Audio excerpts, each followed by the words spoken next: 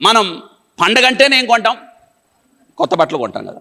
పాత యొద్దు, కొత్తది కావాలి. కొత్తదంటే ఇష్టం. అన్నీ మనం కొత్త కొత్తవి మార్కెట్లోకి వచ్చి కొత్త కొత్తవి తెచ్చుకోవడానికి ఇష్టపడతాం. కానీ వినండి, 2 విషయాలు ఇక్కడ మీకు అర్థం అవ్వాలి. దేవుని వాక్యంలో కొత్తది ఏది ఉండదు. కానీ దేవుని వాక్యాన్ని నువ్వు నేర్చుకుంటే కొత్త మనిషిగా మారతావు. ఎవరైనా నువ్వు క్రీస్తునందున్న ఎడల వాడు, ఇర్మియా గ్రంథం 6వ అధ్యాయం ఏం చెప్పాడు చూడండి. యెహోవా 6వ అధ్యాయం 16వ వచనం, యెహోవా ఇలాగూ సెలవిచ్చుచున్నాడు, మార్గములో నిలిచి చూడుడి, పురాతన మార్గమును గార్చి విచారించుడి, మేలు కలుగు మార్గం ఏదని అడిగి అందులో నడుచుకునుడి, అప్పుడు మీకు నెమ్మది.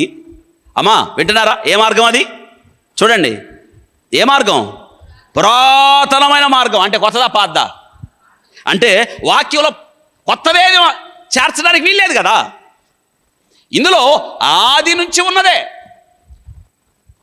పాతదే, కొత్తదేది లేదు. కానీ విచిత్రం ఏంటంటే ఇందులోకి కొత్త బోధలు వచ్చినాయి. ఇప్పుడు కొత్తది విచిత్రమైన బోధలు అవదొద్దు మనకి, ఇజ్జాలు. మనకేది ఇష్టమో తెలుసా? వాక్యం చెప్పకుండా ఒక ఆయన అరటికాయలు తెచ్చి తీసుకోండి అంటే ఇది వదిలిపెట్టి అరటికాయలు అక్కడ ఇంకే కొత్తవి వచ్చినాయి, విచిత్రం, ఎప్పుడు చూడలాయి. బైబిల్ గ్రంథం లేడు, ఏదో అభిషేక తైలం అంటే ఏందో మరి అదేందో నాకు తెలియదు ఇంతవరకు. చేతుగుడ్లు నేను అనుకుంటానే ఉన్నా. మొన్న సాగర్తో చెప్పా, చూడు ఖచ్చితంగా దుప్పటి దిండు కూడా వచ్చిందంటే వచ్చేసి నెయ్యి కూడా. ఈ దున్ని మీద పడుకుంటే 22 ప్రయోజనాలు అంటే ఒకళ్ళకి. దిండు ఎక్కడ చూసారా? దుప్పటి. కొత్త బోధ. కానీ మనుషులందరూ వాటి కోసం వాక్యం చెప్తే ఎవరు వెళ్ళరు. విచిత్రం అంటే తెలుసా? వాక్యం కొరకు నిలబడే వాడికి పరలోక రాజ్యంలో స్థలం.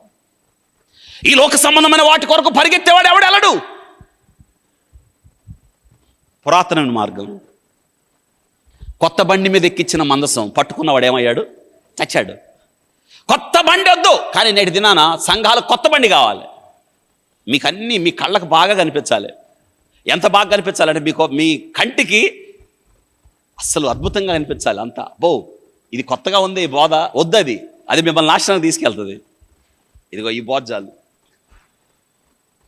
క్రీస్తు నందుంటే ఈ బోధ విని వాక్యానుసారంగా నువ్వు జీవిస్తే కొత్త సృష్టిగా మార్చబడతావు. వింటున్నారా? కాబట్టి లోకానికి అంతా కూడా కొత్త సంగతులు. కానీ బైబిల్ చెప్తుంది సూర్యుని కింద కొత్తదంటే ఏది లేదు, మునుపున్నదే. కొత్తదేది లేదు. అంతా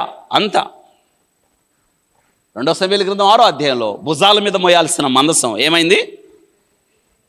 అవును, దేని మీదకి ఎక్కించారు? కొత్త బండి మీద ఎక్కించారు. ఈరోజు అంతా కొత్త బండి సేవలే. ఏమా ఏ బండి సేవలు? కొత్త బండి సేవలు. అరటికాయలు చెప్పండి. ఇంకా ఆ తైలం కోసం అంటే జనం ఎక్కువైపోతుంటే ఆ తైలాలు తేలేక అది ఉంటుంది. ఏంటది? పిచికారీ కొట్టేది ఒకటి. పొలాల్లో పిచికారీ కొడతారే, డబ్బా పెట్టి ఆ డబ్బాలో శుద్ధజలం అని పెట్టి జనం అసలు తెంపు లేదా జనాలకి.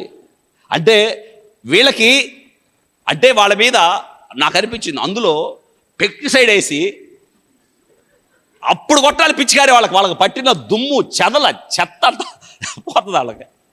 ఆ జనం అండి వాక్యం కొరకు రారు, దేవుని ప్రేమించరు, ఈ వాక్యం అన్నడు చదవరు, ఈ గొర్రెల గుమ్మం గుండా వెళ్ళరు. కొత్త బండి. అందుకే అన్నాడు కొత్తదొద్దు, పాతది. ఆది నుండి ఉన్న వాక్యం ఏథెన్స్ ప్రజలకు ప్రతిరోజు ఏదో ఒక కొత్తది. ఆసక్తి వినాలి, ఒక కొత్తది కావాలంటే వాళ్ళకి. అందుకే పౌలు గారు చెప్పాడు, అరియోపగా సభకు ముందుకు వెళ్ళి అంటున్నాడు. మీరు ఏది మీకు తెలియదో దాన్ని కొత్తగా చెప్తాను అన్నాడు. మీరు తెలియక ఎవరినైతే ఆరాధిస్తున్నారో, అవును, పరిశుద్ధులకు ఒక్కసారి అర్పించబడిన రక్షణ ఉపదేశం కొత్తది కాదు, ఆది నుండి ఉన్నదే. గుర్తుపెట్టుకోవాలి. ఈ పాత గుమ్మం క్రైస్తవులైన నిన్ను నన్ను పిలుస్తుందేమో, క్రైస్తవులారా ఇదిగో రండి పాత గుమ్మానికి రండి.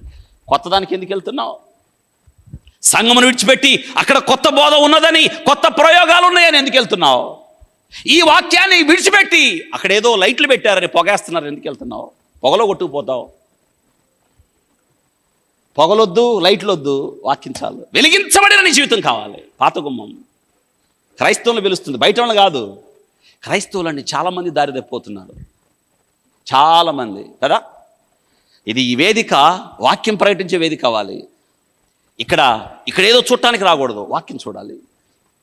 ఆయన నేను కాదు, ఆయన బాప్తిసం ఇచ్చే యోహాను అంటున్నాడు, నువ్వు క్రీస్తు నువ్వేనా, నీ కొరకు కనిపెట్టాలి. ఎవరు నువ్వు అంటే నేను కాదు అడిగి ఆయన చెప్పులు వారు విప్పడానికి నేను యోగ్యుడిని ఉన్నదా? ఈరోజు ఆ సేవకుల్లో ఉన్నది అది లేదు కదా.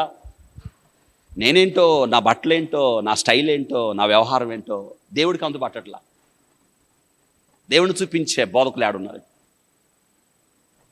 పాతది, ఏది కొత్తది కాదు.